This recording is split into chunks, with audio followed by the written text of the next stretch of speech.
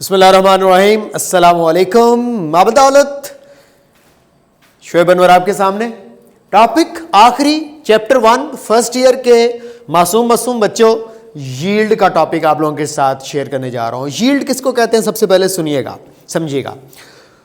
किसी भी रिएक्शन के रिजल्ट में जो क्वांटिटी ऑफ द प्रोडक्ट हमें हासिल होती है उसको यील्ड कहते हैं।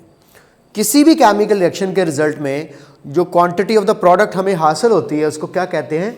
यील्ड कहते हैं। जिस तरह इस वक्त आपके सामने गंदम निकलती हुई आपको नज़र आ रही है। जो लोग देहात से ताल्लुक़ रखते हैं वो बड़े अच्छे तरीके से जानते होंगे कि पर एकड़ पैदावार कितनी निकली, पर एकड़ कितने टन मन वट जो भी यूनिट यूज़ करेंगे कितना निकला, वो मैटर करता है। एक अमाउंट हम एक्सपेक्ट करके बैठे होते हैं कि इतनी निकलती है, और दूसरी हमें वो जो एक्चुअली ऑब्टेन्ड होती है उसके हवाले से बात होती है, और जितनी हम एक्सपेक्ट करके बैठे होते हैं डेफिनेटली एक्चुअल उससे हमेशा कम होती है। ये सारी बातें अभी आपके सामने शेयर करूंगा। इसी तरह जब एक केमिकल रिएक्शन हो रहा होता है तो केमिकल रिएक्शन के रिजल्ट में जो प्रोडक्ट की अमाउंट हमें हासिल होती है उसको यील्ड का नाम दिया जाता है। ये डिपेंड किस पर कर रही होती है कि आप रिएक्टेंट की कितनी क्वांटिटी ले रहे हैं, उसी हिसाब से आगे प्रोडक्ट की क्वांटिटी ने चेंज होना होता है। इस टॉपिक में आना क्या क्या है, 3 टाइप की चीज़ें। ये बोर्ड 2012-16 और मेरे ख्याल में 18 जी, इन 3 सालों में लॉन्ग क्वेश्चन के अंदर ये आ चुका है। उसके पहले शॉर्ट क्वेश्चन तो कंफर्म पेपर का क्वेश्चन, मुझे ये नहीं कहना चाहिए आ सकता है, मैं कहूंगा आएगा आएगा आएगा। पेपर में लाजमो मलजूम है वो क्वेश्चन आएगा जो इसके अंदर एक शॉर्ट क्वेश्चन है कि एक्चुअल यील्ड जो होती है, अभी मैं पढ़ाऊंगा, थ्योरेटिकल यील्ड से कम होती है। 2 चीज़ें होंगी। तीसरे नंबर पर न्यूमेरिकल बेस्ड क्वेश्चन, एमसीक्यूज भी आ सकता है, सिंपल सी कैलकुलेशन बेस्ड, और लॉन्ग क्वेश्चन भी है, क्योंकि अगर चैप्टर 1 के लॉन्ग क्वेश्चन में से न्यूमेरिकल बनता है तो वो यील्ड का क्वेश्चन भी दे सकते हैं। आप लोगों की पहली रिवीजन असाइनमेंट जो आप लोगों को पहले दी गई, उसके बाद अब दूसरी रिवीजन असाइनमेंट आप लोगों को मिलेगी जिसके अंदर मैंने उन टॉपिक्स को इंक्लूड किया जो मैंने आपको ऑनलाइन पढ़ाए, यानी कि आपको मोल, एवोगाड्रो नंबर, स्टिशियोमेट्री, लिमिटिंग रिएक्टेंट और यील्ड, इन 5 टॉपिक्स के क्वेश्चंस आपको रिवीजन असाइनमेंट में देखने को मिलेंगे। मैंने कोशिश की एक्सरसाइज वाले क्वेश्चंस को भी टच करूं, थोड़ा सा मैंने अपने पास से कॉन्सेप्चुअल क्वेश्चन भी ऐड किए, क्योंकि अभी से आप लोगों को मेंटली तौर पर बिल्डअप करना है। तो बेटा coming back towards the topic, yield की तरफ आऊं। यील्ड को अगर मुझे पढ़ाना पड़े तो सबसे पहले देखें प्रॉपर तरीके से उसकी डेफिनेशन क्या लिखनी है, टाइप्स ऑफ यील्ड क्या लिखनी है। उसमें 2 टाइप्स आ जाती हैं, थ्योरेटिकल यील्ड क्या होता है और ये सब चीज़ें। तो आइए ज़रा without any wastage of the time आगाज़ करते हैं डेफिनेशन से। जैसा कि मैंने अभी बताया, the amount of the product obtained in a chemical reaction, ये हमारे पास कहलाती है यील्ड और प्रोडक्ट। ठीक है, तो it is called yield of reaction और यील्ड ऑफ द प्रोडक्ट। तो ये हमारे पास एक प्रॉपर डेफिनेशन आ गई। ठीक है, जब ये लिखे पेपर में, अगर सवाल आए व्हाट लॉन्ग क्वेश्चन के what is yield, what are its types and how efficiency of reaction can be calculated, तो ये सब कुछ आपने बिल्कुल इसी तरह पॉइंट्स की फॉर्म में लिखना है। ये नोट्स आप लोगों के लिए दी बेस्ट नोट्स है। There are 2 types of yield.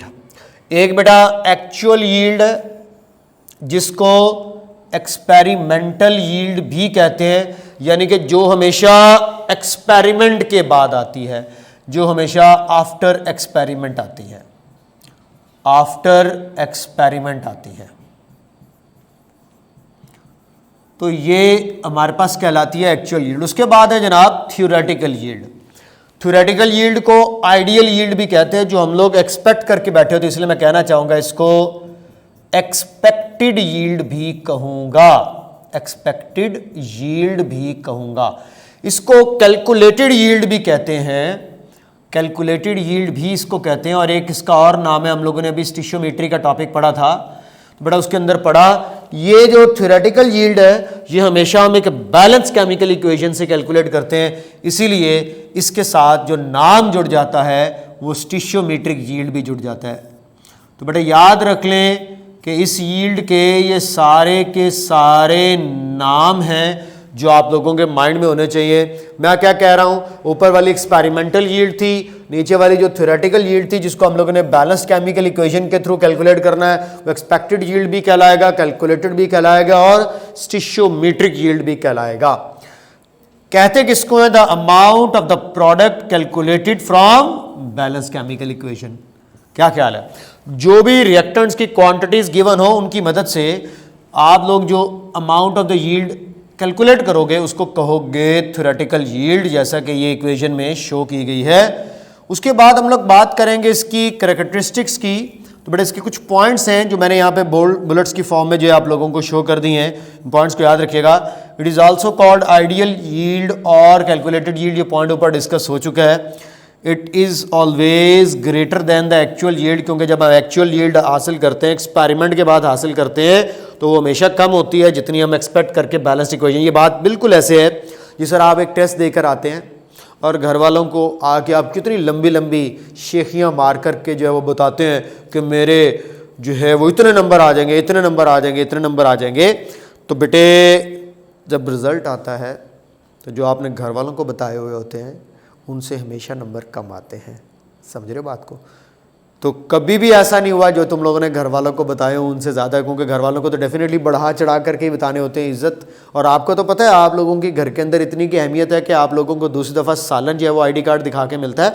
तो भाई सीधी सीधी सी बात है कि आप लोगों ने अपनी इज्जत बनानी होती है घर के अंदर।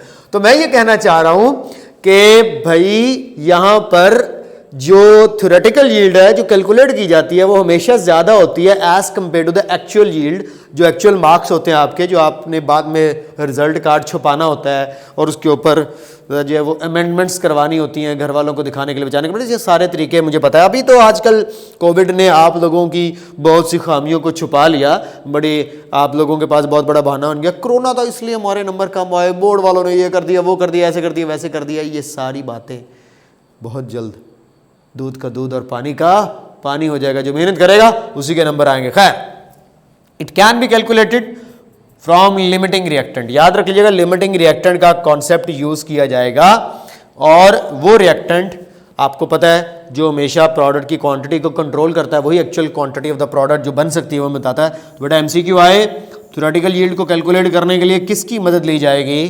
तो आंसर क्या होगा? लिमिटिंग रिएक्टेंट, क्योंकि लिमिटिंग रिएक्टेंट की प्रोड्यूस की गई क्वांटिटी तो actual quantity of the product होती है। बेटा लिमिटिंग रिएक्टेंट का लेक्चर लिया ना?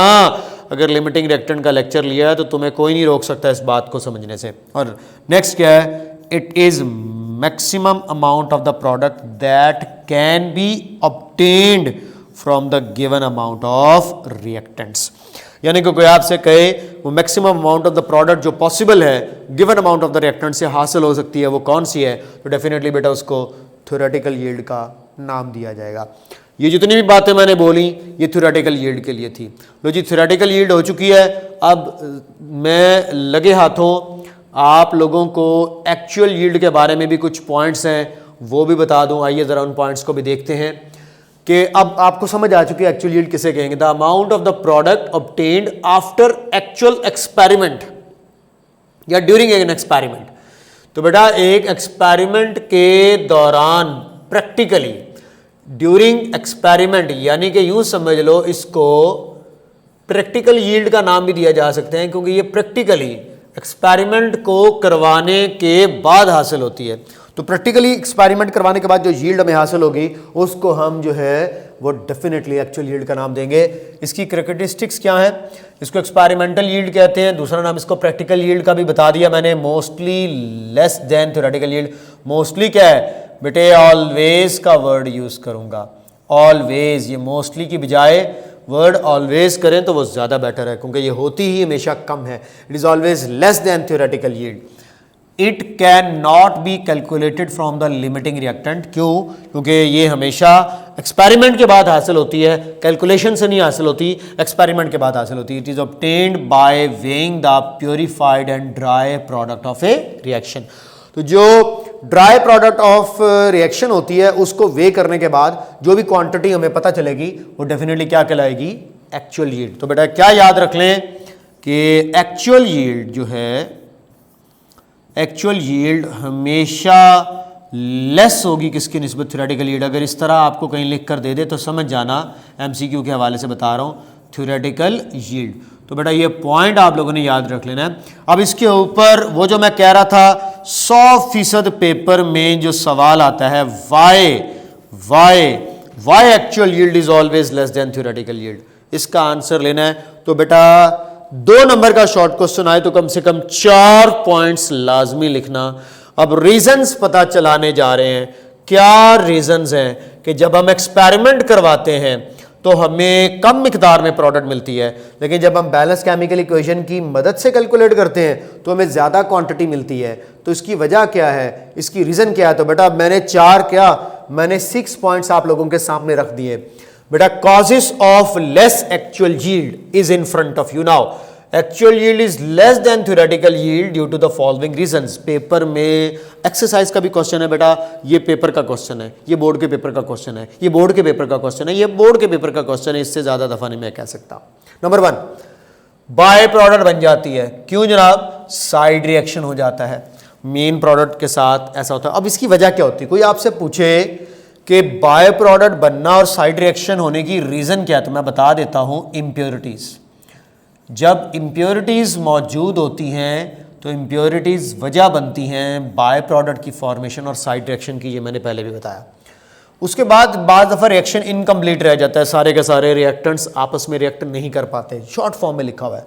रिएक्शन अगर रिवर्सिबल हो जाए, क्या मतलब कि प्रोडक्ट वापस किस में कन्वर्ट हो जाए, रिएक्टेंट में, तो डेफिनेटली तब भी प्रोडक्ट कम हो जाएगी और रिएक्टेंट बनना शुरू हो जाएंगे। तो बेटा बाय प्रोडक्ट की फॉर्मेशन, साइड रिएक्शन का होना, इनकम्प्लीट रिएक्शन का होना, रिवर्सिबल रिएक्शन का होना, ये। उसके बाद देखें प्रोडक्ट कैन बी लॉस्ट जब आप कुछ मैकेनिकल प्रोसेसेस कर रहे हैं, कुछ एक्सपेरिमेंटल टेक्निक्स के दौरान।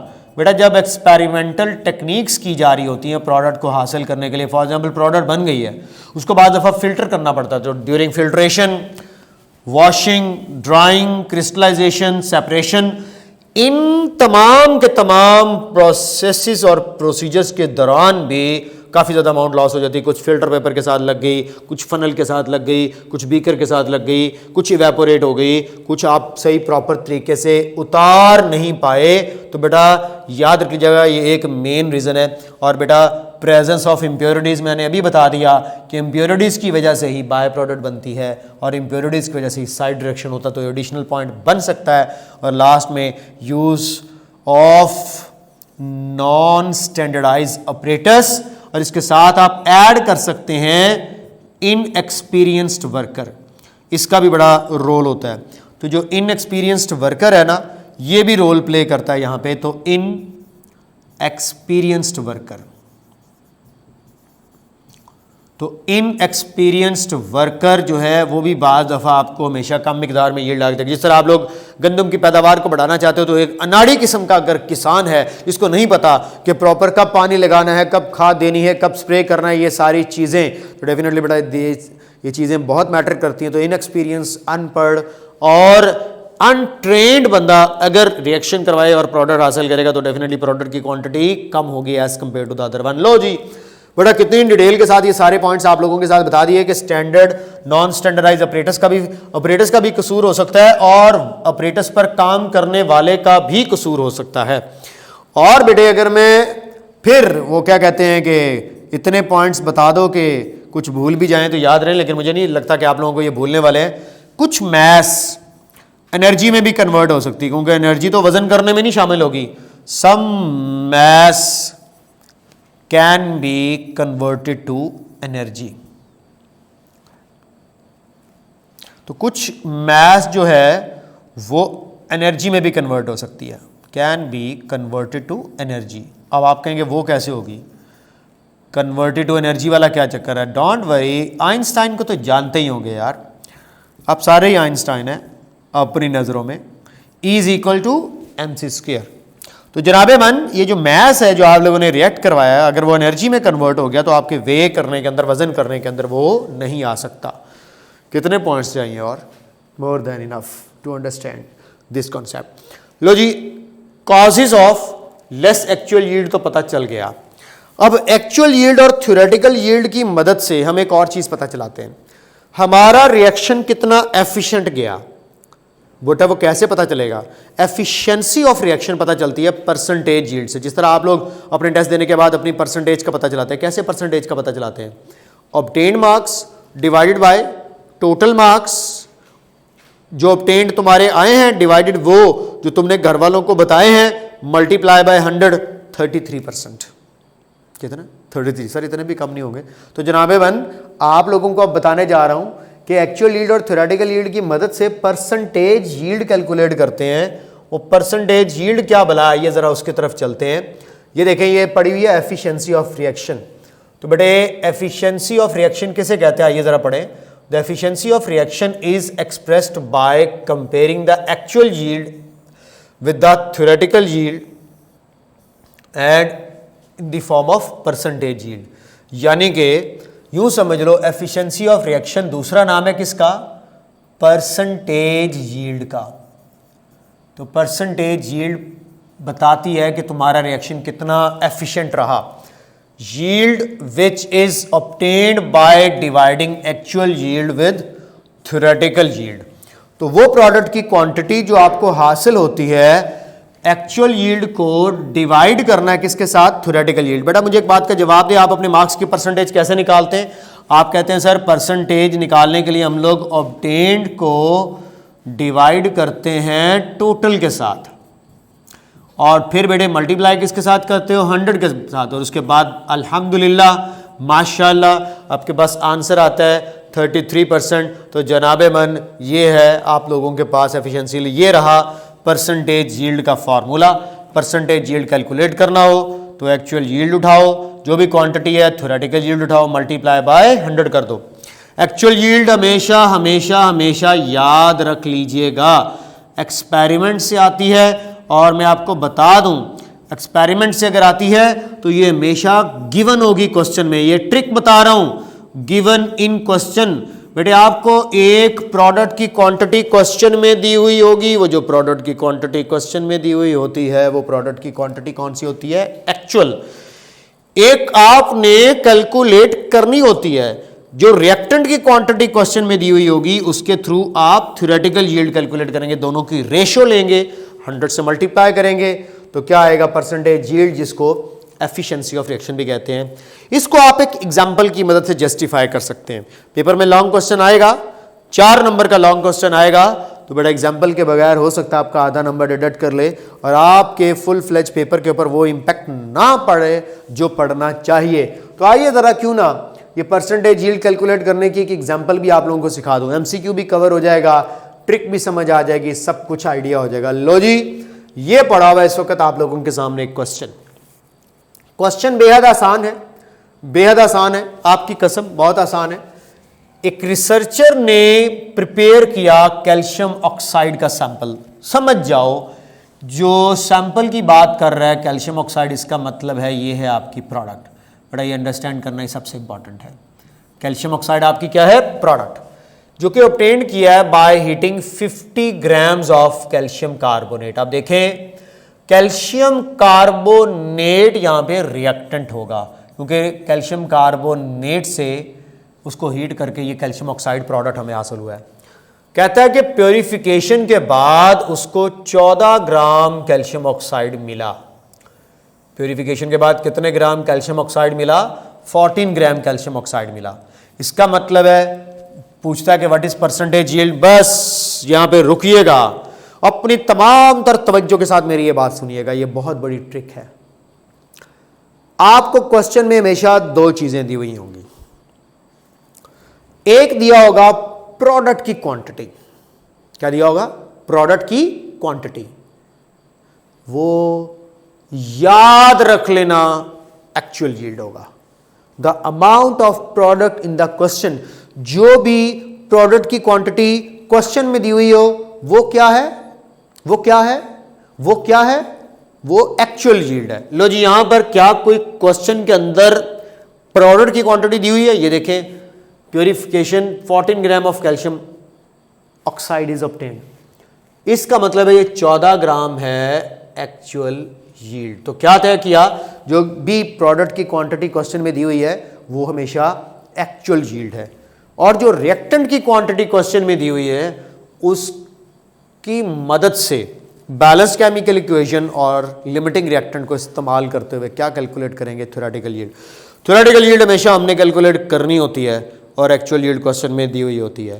थ्योरेटिकल यील्ड कैलकुलेट करने के लिए रिएक्टेंट की क्वांटिटी को बैलेंस इक्वेशन में पुट करते हैं और हमें हासिल हो जाती है थ्योरेटिकल यील्ड। आइए ज़रा इस क्वेश्चन को सॉल्व करते हैं। बेटा इसका मतलब है क्वेश्चन का आधा हिस्सा आपके पास मौजूद है। परसेंटेज यील्ड अगर आप लोग पता चलाना चाहते हैं तो एक्चुअल यील्ड आपको पता है कि एक्चुअल यील्ड होगी डिवाइड थ्योरेटिकल यील्ड के साथ और मल्टीप्लाई बाय 100 होगा। तो आइए ज़रा ये बात आप लोगों को समझाए देते हैं बड़े आसान तरीके से। लो ये काम करते हैं, बैलेंस्ड इक्वेशन से पूछते हैं कि टोटल रिएक्टेंट कितने ग्राम बनता है। कैल्शियम का मैस होता है जनाब 40, कार्बन का 12, ऑक्सीजन का 16, 3 ऑक्सीजन है तो 3 से मल्टीप्लाई करके 48 बनेगा। बेटा इन सबको ज्वाइन करूं तो ये मेरे पास 100 ग्राम बनता है। तो कैल्शियम कार्बोनेट का 100 ग्राम अगर हीट हो तो देखते हैं कि कितना कैल्शियम ऑक्साइड प्रोड्यूस करता है। ये बैलेंस इक्वेशन है। कैल्शियम का आपको अभी मैंने बताया 40 प्लस ऑक्सीजन का 16 मिलाएं तो ये 56 ग्राम बनता है। इसका मतलब है आपके पास एक बड़ी सिंपल सी रेशियो बनने जा रही है क्या, कि अगर आपके पास 100 ग्राम कैल्शियम कार्बोनेट हो तो आपको कितना कैल्शियम ऑक्साइड ऑब्टेन होगा, 56 ग्राम। बड़ा मैंने आपको ट्रिक बताई हुई है, मैंने आपको तरीका बताया हुआ है कि आपने रेशियो मेथड लगाना है, जिस तरह मैंने आपको लिमिटिंग रिएक्टेंट को फाइंड आउट करने का तरीका बताया था। तो बड़ा एक काम करते हैं, यहां पे एक सिंपल सी रेशियो लगा लेते हैं। अब आप लोग देखें सिर्फ इतना कि अगर कैल्शियम कार्बोनेट की क्वांटिटी की रेशियो लगाऊं कैल्शियम ऑक्साइड के साथ तो आप खुद फैसला करें, क्वेश्चन को अभी नहीं देखना। बैलेंस इक्वेशन कहती है अगर 100 ग्राम कैल्शियम कार्बोनेट है तो कैल्शियम ऑक्साइड कितना बनेगा, देखें जरा कितना है, 56 ग्राम। क्वेश्चन में कितना रिएक्टेंट दिया हुआ है, 50 ग्राम। तो बेटा अगर इसका 50 ग्राम तो आप कहेंगे सर ये तो बहुत आसान था, ये 100 का हाफ 50 है तो 56 का अगर आप लोग हाफ करते हो तो कितना बन जाता है, 25 50 होता है और उसके बाद 28 ग्राम बन गया जनाब। तो ये है 28 ग्राम। बेटा देखें ये 28 ग्राम आपको प्रोडक्ट की वो क्वांटिटी नजर आ रही होगी जो आपने बैलेंस केमिकल इक्वेशन को इस्तेमाल करके हासिल किया।